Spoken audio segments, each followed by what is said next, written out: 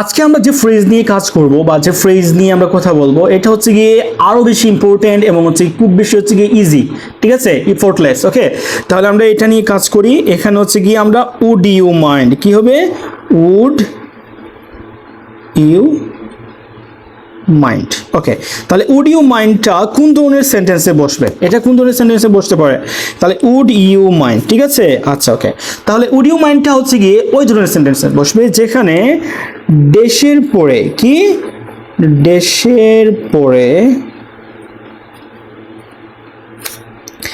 ING যুক্ত word, ING যুক্ত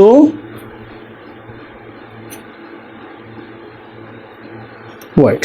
আচ্ছা, ওকে, ড্যাশের পরে আইএনজি যুক্ত ওয়ার্ড থাকলে সেখানে উড ইউ মাইন্ড বসবে।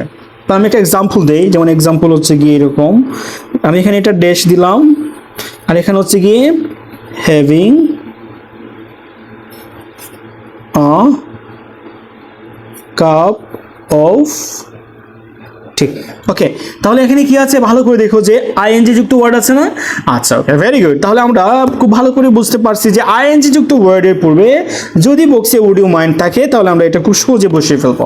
তাহলে এখানে কি হবে আমাদের, উড ইউ মাইন্ড, কি হবে, উড ইউ মাইন্ড। আচ্ছা, ওকে, তাহলে এটা আনসার হচ্ছে আমাদের উড ইউ মাইন্ড। নিশ্চয়ই বুঝে গেছে। আচ্ছা, ওকে, এটা কিন্তু খুবই ইজিলি আমরা বুঝতে পেরেছি না। আচ্ছা, তাহলে আমরা নতুন ক্লাসে অন্য কোন ফ্রেজ নিয়ে কথা বলবো, সে ও নেক্সট ক্লাস।